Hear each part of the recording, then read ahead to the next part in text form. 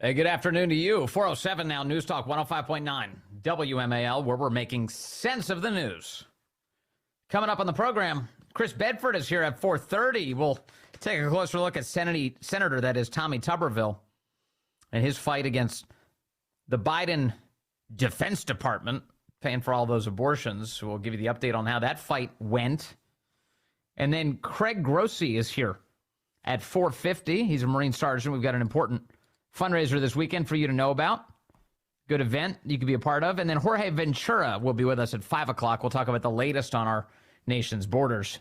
And you can join us at 888-630-9625, 888-630-WMAL. Well, Hunter Biden's getting another look by the feds. A California grand jury has now dropped 9 charges on him for failing to pay his taxes and misleading the United States government about all the money that he owed. He owed millions of dollars, at least $1.4 million in cash to the feds, and it's all laid out here in detail. He classified a bunch of his entertainment expenses, to put it mildly, as business expenses, and that's detailed throughout this very long court filing released yesterday afternoon.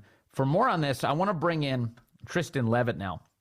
He's the president of Empower Oversight and the attorney for IRS whistleblowers Gary Shapley and Joseph Ziegler, without whom this indictment would have never happened. I don't think that's up for dispute. Tristan, great to have you with us. Thank you so much for having me, Vince. How important was the whistleblower testimony, your clients, to this indictment actually coming to fruition? I would say it would not have happened at all were it not for them. They, I don't know if you saw, they released a statement last night and noted that, this was a complete vindication of their investigation. And, what they didn't say in their statement is this simply would not have happened. This case was dead at the beginning of the year, not because they politically pressured anybody to make it happen, but because the U.S. attorney in charge of the case, David Weiss, did 2 complete 180s.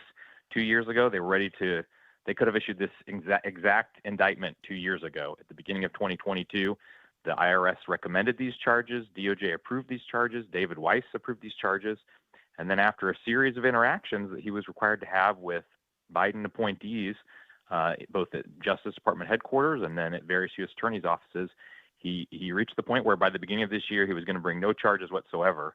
And in fact, they offered a plea agreement that would have required no charges. That was before they scaled that back to the one that the public saw that required very minimal charges. So again, had they not come forward, had they not had the courage, I just think none of these events would have transpired this year, and The public would know nothing. I do see that there are defenders of the Biden family right now who are claiming that the only reason that Hunter Biden's receiving this scrutiny is because he's a Biden, he's being treated unfairly. But correct me if I'm wrong, didn't Joe Biden say that tax cheats who make more than $400,000 deserve to be scrutinized by the IRS? Yes, I understand that is correct. Yeah, I think that is. And we're talking a guy who made millions of dollars, and we're not really in this charge, in your view, it doesn't really examine the legitimacy of Hunter's business. It doesn't get into what it is that he was really selling and whether or not he was committing other crimes on behalf of foreign governments or foreign nationals. It's only about whether he failed to pay his taxes, which apparently he did, right? Yeah, that's right. So it's all about what he did with the money, not how he got the money. Now, we don't know that there aren't other investigations ongoing. It was never necessarily the idea that these would be all together, even if they were to charge on FARA, the Foreign Agents Registration Act or something else. Those would not have necessarily all been in the same indictments. So we don't know if there's more out there, but this doesn't get into that at all. That said, it does touch on, for instance, the payments that he received from Ukrainian energy company Burisma, and lays those out, which, of course, the Justice Department can only reference in this indictment, not charge independently on, because they allowed that income from 2014 and 2015, which would have had to be charged for him not paying taxes on that in the District of Columbia. And David Weiss allowed the statute of limitations on that to expire before. But nevertheless, what is in here, what they can charge on, is clearly a strong case. And so, again, the fact that earlier this year they were going to let him off with a slap on the hand, and that some out there, defenders of the Bidens, were claiming, well, there's nothing to this. He did nothing wrong. It was very minimal. This is the proper punishment for it. Anyone that reads this indictment will see that that is not the case. This is very explicit in its detail about all of the crimes he committed and how multiple felonies is exactly the just penalty for him. Right, and if you have an American who stiffs, the taxpayers $1.4 million, that does seem like the kind of high priority target that IRS investigators would want to go after, right? We're talking a lot of money that the taxpayers should be able to recoup. Yeah, without question. And that's what motivated these whistleblowers, right? These are not political guys. Of course, one of them is a fairly progressive Democrat. One leans slightly to the right. But for them, it was just all about equal treatment. Like, this is what we're taught to do in our investigations. This is what we've done in all of our investigations for over 10 years. Yes. Each of them has more than that. And this was treated differently. And that to them was the real crux of the issue as to why they needed to come forward. Do you think that this indictment is going to jeopardize getting any useful information out of Hunter Biden in congressional proceedings next week, if that happens at all? He was expected to appear before Congress in a deposition on October 13th. I'd imagine that now he'd have further basis to just plead the fifth if he shows up at all. Well, there's a few things to keep in mind there. First of all, he could have pled the fifth anyway. The criminal liability here that was looming was real, and his attorneys know that well after Delaware and all the drama that ensued there. So I think it was very likely would have been a possibility no matter what form or venue he was in with Congress. Second, keep in mind, his attorneys had just said, I think it was just yesterday, it's been quite a week, but either yesterday or the day before, that he was not going to come for that deposition, that they simply insisted that he would only come to a public hearing. So there wouldn't have been that anyway. And again, if he were to be there, I think the information they would get from him in any venue would be of limited use. What they really, the real question is, will they pursue that? Will they pursue contempt charges against him? But this does help him in a PR sense, to make the public more sympathetic to the idea that, that because he's being charged, that it's maybe not fair that he should be questioned by Congress, or, for people to identify with him pleading the fifth. Well, also, I can see what's going to happen. I mean, I haven't read enough of the coverage today to identify if it has, but my guess is it has, which is quite a few people pointing at this and going, see, the Justice Department, it doesn't play favorites here. They went after Hunter Biden even. He's the son of the President of the United States. Everything is fine at the Justice Department. Everything's fine at the IRS. I imagine the clients that you represent think things are a little different. Well, no question. And obviously they've been saying that for going on 8-9 months now. But I think for what this indictment does for any member of the public is to say everything's just fine. If there had been no plea deal, if these guys had come forward and it was just radio silence at the Department of Justice, that's a black box. And we might never know. Someone could say, well, they were working on this indictment all that time. But the fact that there was this plea deal that fell apart really puts the lie to that.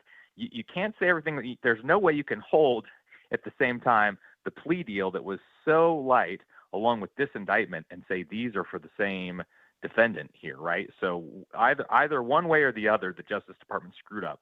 Either this indictment is a total unfair targeting of Hunter Biden and, is overly excessive, or if you read what's in it and it seems compelling, and I would encourage Americans to do that, then you have to ask, why on earth would they have offered this sweetheart plea deal earlier in the year? Because they are just not compatible with one another. Yeah, I was citing something that, they actually put all the line items in here. And this, of course, are the things that your clients were looking at in the first place when they were investigating Hunter Biden within the IRS. One thing that really jumps off the page at me, the single biggest line item, $1.6 million over the course of 4 years of ATM and cash withdrawals by Hunter Biden. $1.6 million. I don't even know how. I'm not even certain I could keep pace with an ATM machine's daily limits to get to $1.6 million over 4 years. Is this the kind of thing, in your view, that deserves greater scrutiny? Yeah, these are the sorts of things. I mean, these are the sorts of things that get you suspicious activity reports from banks, right? Chairman Comer of the House Oversight Committee recently released a number of those reports that had come and how there were worries about money laundering and other things. And so this is precisely the sort of thing that attracts scrutiny. It's precisely the sort of thing the IRS should investigate. And I would say that this indictment is not just a vindication of the whistleblowers' claims, but of their excellent investigative ability, that they took, some warning signs like that and were able to really unravel some, a lot of these financial transactions with a lot of shell companies. Hunter had a lot of different interests and claimed Yes. all these things as loans. And so, this indictment was practically written for the prosecutors by the IRS investigative team, given the facts that they uncovered. And you mentioned Burisma, the Ukrainian energy company that Hunter Biden was making $1 million a year from. It was interesting that in this indictment, they reveal that his pay was slashed in half after Joe Biden left office, that they went down to $500,000 per year after that. That seems like kind of a big indicator deserving of more scrutiny as well, no? No question. And it's still, of course, one of the questions that still lingers out there, separate from even FARA charges or anything else, is the questions that were made in the FBI 1023, or the allegations that were raised by that confidential source, which these IRS investigators were not informed of at the time that 1023 was written by the FBI in the fall of 2020, but that contained the allegations that not only Hunter Biden, but Joe Biden were each paid $5 million by Burisma as a bribe for the firing of Ukrainian prosecutor Viktor Shokin. So this touch, again, there's more of these warning signs, there's these indicators, but as far as we know, criminal investigators have never run that down to find out the truth of it because the prosecutors in Delaware just didn't want to hear it, didn't want to look into it. Now, I know your clients just met with Congress, what was it, a week ago, behind closed doors again, and provided more documents? Yeah, Tuesday. So we hope that the transcript of that might actually become available this evening, if not maybe this weekend. Okay. And do they have any, I mean, I'm so grateful that they are meeting with Congress and sharing all of this. Do they intend to do that again in the near term, or is this a big tranche of information and sort of the last we'll hear from your clients for a while? I think there was a hope that this was their chance to really get out anything else they wanted to say. So there had been several, both after the main hearing, pardon me, that they'd spoken at before was before the House Oversight Committee, and there were a number of questions that were asked there that they weren't able to answer because of the taxpayer privacy laws, which only allow that information to be provided to the Ways and Means Committee. Right. So this was an opportunity for that.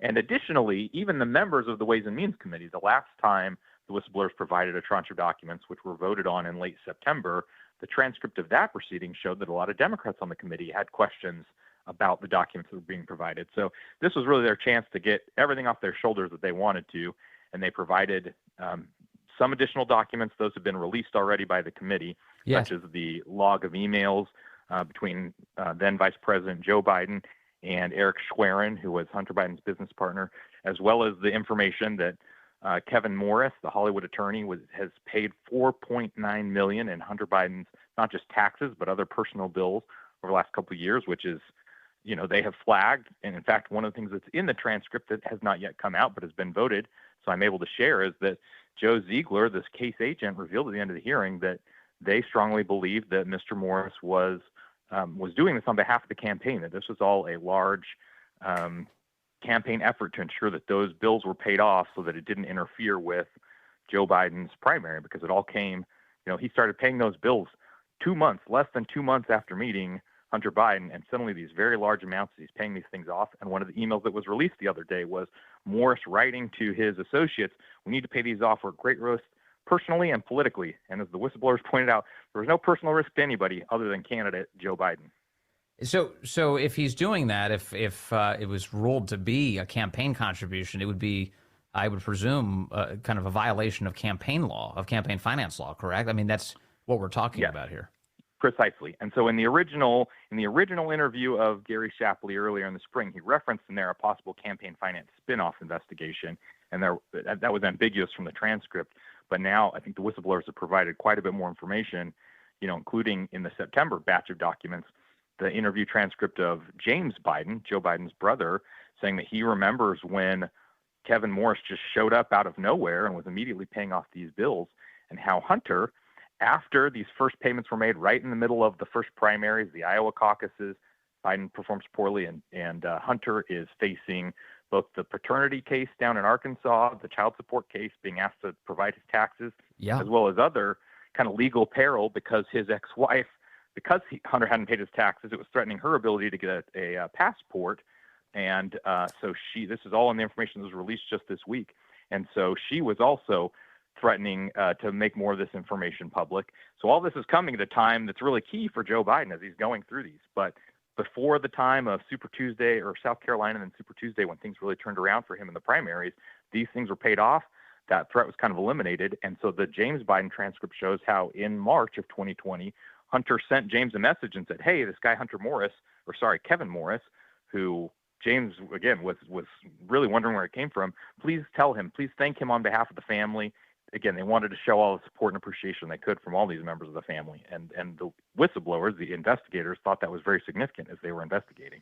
Hey, if Alvin Bragg can go after Donald Trump for a Stormy Daniels non-disclosure agreement, some prosecutor can go after the Bidens for this Kevin Morris arrangement for millions of dollars in the midst of the 2020 campaign. I feel another scandal just exploding into full view this week. Well, we'll know more tonight.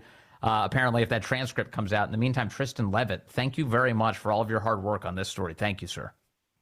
All right, coming up, Hunter Biden is speaking out in public. He did an interview with a musician by the name of Moby, a DJ guy. I don't know a lot about him, but I think there are people who really like his music.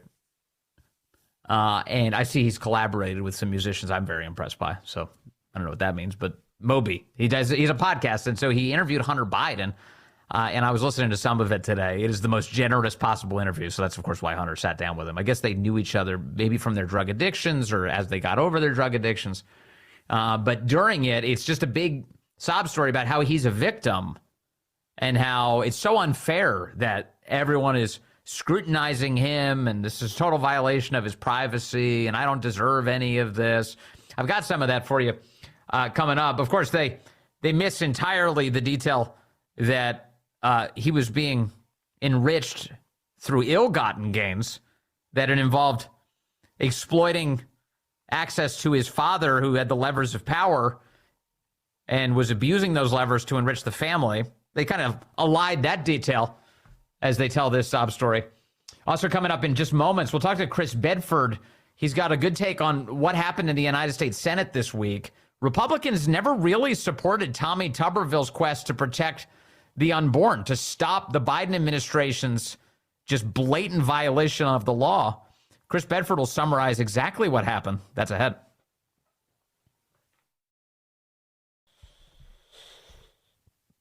Good afternoon to you. 4:35 now, News Talk 105.9 WMAL, where we're making sense of the news. Coming up just moments from now, we'll talk to Craig Grossi. He's a Marine sergeant, served in Afghanistan. He's got a big fundraiser this weekend to benefit TAPS. We'll tell you all about it, how you can be part of it. And then Jorge Ventura will be with us at 5 o'clock. We'll get an update on America's wide open borders, what's actually happening right now. And you can join us at 888-630-9625, 888-630-WMAL. For many months now, Tommy Tuberville, the Republican senator from Alabama, has been essentially the lone voice standing up for the unborn in the United States of America in many ways, especially as it relates to the American military, because the Biden administration made a decision, although it's illegal to support and to advance abortions with federal money, the Biden administration ignored that, and they were paying for abortion flights to make sure that abortions continued using U.S. taxpayer dollars that were actually dedicated for the military and to make sure that the military was ready to kill not American babies, but instead foreign enemies. So Tommy Tuberville tried to fight back against all of this illegality. He held up a lot of these sort of routine, unanimous consent appointments of generals and said, hey, if you want a general promoted, a senior officer promoted, you've got to go through regular order so long as this is happening. And it slowed things down too much in the Senate, and everybody got mad at Tommy Tuberville. So this week, it all changed, and Tommy Tuberville basically ended his blockade on most of these promotions. What led to this? Well, Chris Bedford's been following it really closely. He's the executive editor of the Common Sense Society magazine, and he joins us now. Chris, good to talk to you as always, sir. Great to be here. Okay, so Tommy Tuberville, I've said throughout this, is a hero. I thought that he did a fantastic job. And Absolutely. Now his blockade has essentially come to an end. He's still denying unanimous consent for the senior-most positions, 4-star generals and above. But in the meantime, everybody beneath that, he's now saying, okay, fine, I'll give unanimous consent. Why is that? What happened here? Well, he was backed into a corner. So he was new to Washington, D.C., fairly new. So he didn't get the memo that you're not, that the Pentagon is sacrosanct amongst Republicans and Democrats. But no matter what you disagree on, you got to keep on shoveling money to the Pentagon. It doesn't matter how much money is wasted, if they're pursuing illegal politicized abortion policies. You're not supposed to touch it. And he didn't get that, and he decided to fight them on that and hold up those nominations. And the Senate could have come in and voted on those things, but senators really don't like to vote. I mean, they work about 3.5 days a week, and they don't like to vote. They like to raise money. They like to go on their trips. That's what their preference is for. So they couldn't stand this, and they said he was sacrificing military readiness. And they pushed him to back down from his position. The National Defense Authorization Act comes up, and the House of Representatives passes a version that says, hey, no more money for these abortion vacations. But when the Senate and when Tommy Tuberville's team is working in the Senate, all right, here's our chance to beat this, they were thinking, to finally get rid of it, to end their hold and to make it stop. But in conference, he was betrayed.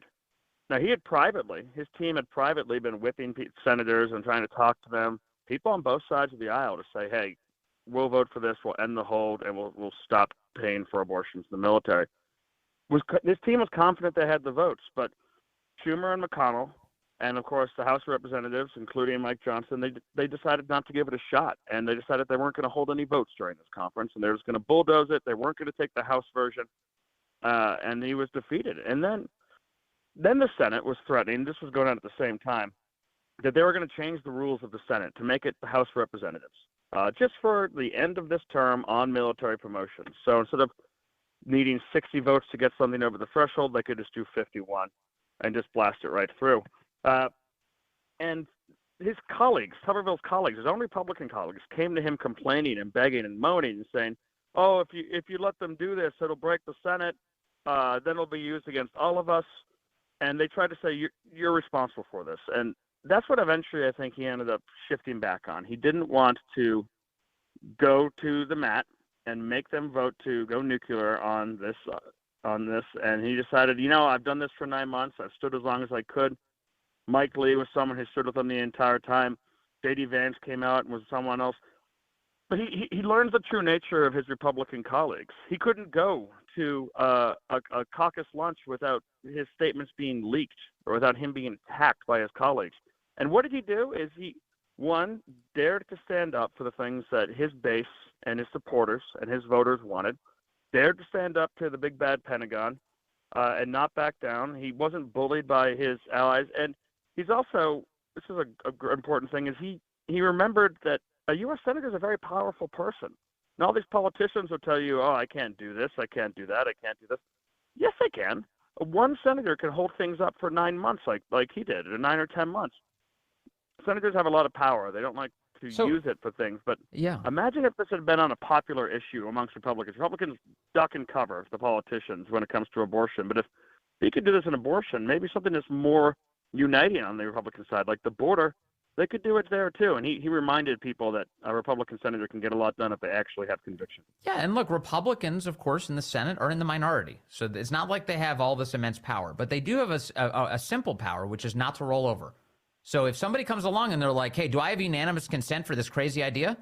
One senator's allowed to say, no, you don't. I don't give you unanimous consent. You want to do this? Pass it through a normal vote.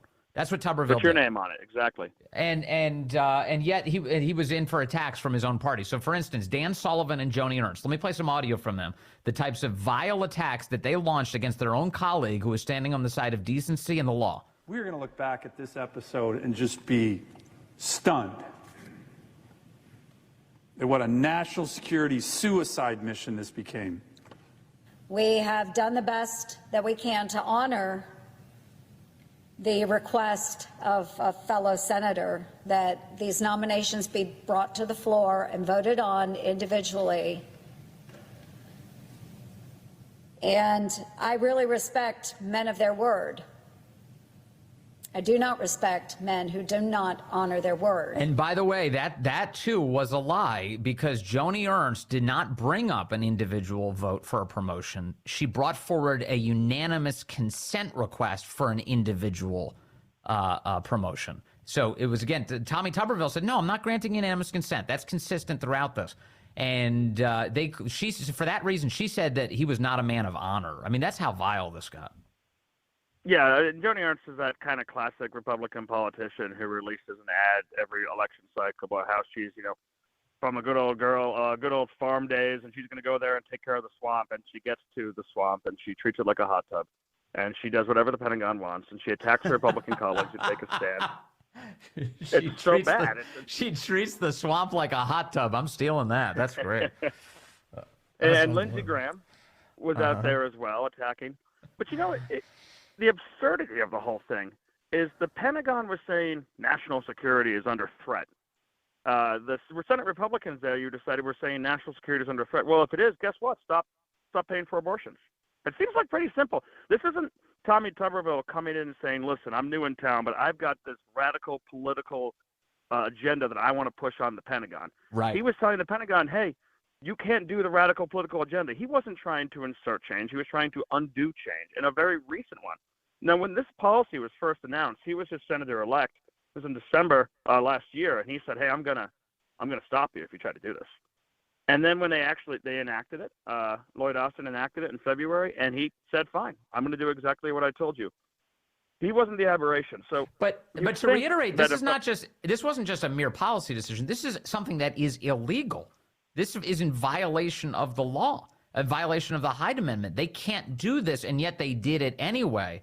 And one Republican senator, with some help from people like J.D. Vance and Mike Lee, but principally Tommy Tuberville on his own, stands up and he's like, hey, you're not allowed to do this, and he gets betrayed by his own party. And when they snatched defeat from the jaws of victory in the end.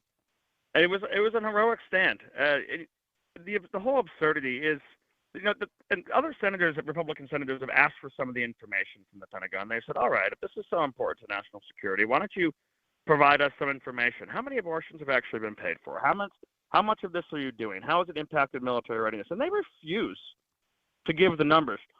Now, I don't think that abortion, out of all the existential issues that our country is facing, the collapse of the family, the collapse of our industrial, the fakeness of our economy, the collapse of the border, deaths of despair, abortion in the military is not the most pressing of all these issues that are going on that we're facing, but it just shows here that with a little bit of courage, conviction, bravery, and a willingness to go it on your own, these politicians who say I can't do anything because I'm not in the majority, yes, you can. You can make a difference. And I hope that politicians take a lesson from Tuberville on what you can accomplish, and I hope voters take notice of are you a Dan Sullivan supporter or a Journey Ernst supporter, and you saw what they did? Well, take notice of that, because now you know who's really on your team. I will say it's like amazing that they could, with a straight face, telling you that killing a baby is better for military readiness than having it. Isn't that amazing? So, in other words, like, pregnancy is a threat to military readiness. The last thing we want is female troops to be pregnant. That gets in the way. They can't go to war if they're pregnant. This is the idea. This is what they're saying. This is the argument they're making. It sounds like the same exact argument that corporate America makes for aborting every baby they can get their hands on. Abort your child for our company. It's profitable. Yeah. The corporations, they will go out now and include it in some of the benefit packages that employees get. Amazing. Yeah, by the way, we'll give you an abortion if you want. We'll fly you out there. If you come work for us in a state that has placed some very basic restrictions around access to killing your kids, we'll help you. Because that helps the bottom line. Yeah, maternity leave is expensive. We don't want you going away, and you might quit your job after you have a baby. That's the last thing we want. I'll tell you what, we've got a better deal. It's gonna save us a lot of money. We'll just kill your kid. And it was so shameful that after decades of hard work in a professional military that finally got past those hippies who used to scream baby killers at them as I walked by, now they're actually devoted to a policy for killing American babies. It doesn't seem like the business that the U.S. military ought to be in. At the behest of the people who were screaming baby killers. Exactly. It's like the craziest. It gets dark out there. It gets dark. I know. Well, you bring light, man, every time you cover all these important stories. Chris Bedford, again, executive editor at the Common Sense Society magazine. Really appreciate your insight on this topic and so many others, Chris. And it was nice. Chris also emceed, I should congratulate him on the American Principles Project Christmas Gala last night and did a fantastic job. So, Chris, good work all around. Thank you, sir. Thank you. All right. Tommy Tuberville. I actually do have some audio for you real quick on Tommy Tuberville this week on the hold being over. Here is what he said to the media. Senator Tuberville, yes. Do you have any regrets that you didn't achieve exactly what you set out to do, that the policy is still in place? It was pretty much a draw. I mean, they didn't get what they wanted, we didn't get what we wanted, and just when they change the rules, it's hard to win. And so they changed the NDAA rules. We didn't get to fight for it to leave it in the Senate, and so just unfortunate the American people didn't get a voice. Do you mind just stating what you said off camera real quick? What's happened? What just happened? Yeah, just a bit. Well, I'm releasing everybody. I still got a hold on, I think, 11 four-star generals. Everybody else is completely released from me. Now, somebody else might, I think there's a few other people got holds on 1 or 2 or 3 people. But other than that, it's over. All right, thank you. That's Tommy Tuberville, and we get the news today, the Military Times reporting on this defense package, that there was some compromise achieved. On the abortion issue, it continues to be as ghoulish and awful as it is, thanks to Biden's violation of the law. But they do say the negotiators included several provisions that restricted diversity, equity, and inclusion training in military operations. They never should have been there in the first place. Apparently, the legislation will restrict some of that. Far fewer than what House Republicans had pushed for. One provision will prevent defense leaders from creating any new DEI-focused positions until a review of current jobs related to the issue is completed.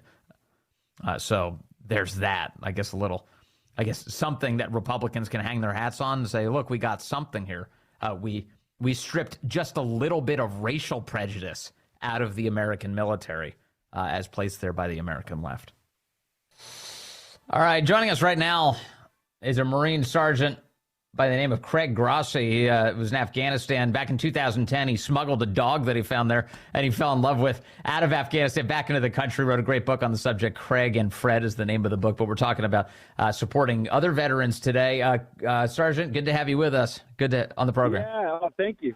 Thank you. It's great to be here. Really appreciate it. We got a big night ahead of us tomorrow night down on the wharf in D.C. at the Pearl Street Warehouse.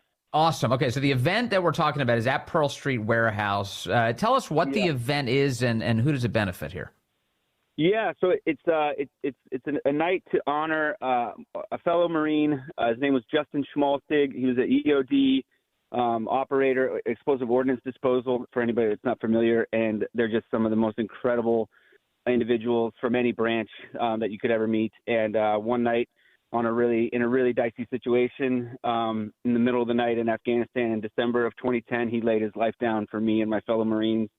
And coming home and with that memory and I really struggled to find a constructive way to kind of process that. And one of those ways that maybe wasn't the healthiest was going to my favorite local bar, the Pug, over in Northeast. And the idea for Schmalz Fest was born on the second anniversary of Justin's passing, and it's grown since the first inception of it in 2013. It's grown into an incredible night that benefits TAPS, Tragedy Assistance Programs for Survivors. So it benefits the families of our fallen, and it's an incredible organization and just a beautiful night to celebrate not just Justin, but all those that we've lost too soon. That's what we like to say. Yeah. So it's Schmalz Fest, SCHMALLS, Schmalz Fest, yeah, and it's Schmalzig. Yeah, Schmalzig was a little bit of a mouthful, and so his nickname was Schmalz, so we call it Schmalz Fest. I love that. Yeah. I can see how that happened too. So it's to honor the memory of your brother in arms, your fellow Marine. And that's right. And it's really grown into something big. So this is it's a benefit concert, so people will be able to hear some good music. That's right. Yeah. I mean, I play the drums, so forgive me. I'm a little rusty, but but I'm surrounded by incredible talent. My wife being one of them, she will grace the stage. She's a world-class musician and with a heck of a voice. So she's going to be up on the stage for some songs, and all the members of the band are just dear friends of mine, and they're gonna make up for my my rustiness on the drum kit. And we play. We don't play a bad song. Everything everybody loves and knows from the 80s and 90s, and some more current hits too. And and it's really just a beautiful night that we're so excited to have it at a new venue this year. Pearl Street is a perfect spot. Pearl Street is where this is all taking place, and there's also, I understand that you will be signing books, and there will also be raffle prizes, all sorts of things to do while you're there. Oh yeah, lots of reasons to come down. We got some Capitals signed jerseys, and I'll be signing and autographing books with Fred's paw print. Yep, it's gonna be great. Excellent. Okay, and so people can they go to the Pearl Street Warehouse website? Is that where they find out more details? Yep, that's it. Yep. Go to pearlstreetwarehouse.com and click on their events, and you'll see tomorrow night's event, Schmalz Fest, there at the Pearl Street Warehouse. Thank you very much, Sergeant Craig Grossi. Really appreciate your service to our country and your time today, sir. Yeah, thank you. Thank you for letting us come on. Appreciate it. Of course. God bless you. All right, stay with us. Coming up, Jorge Ventura gives us an update from our wide open border. Things, well, let's just say they're not good.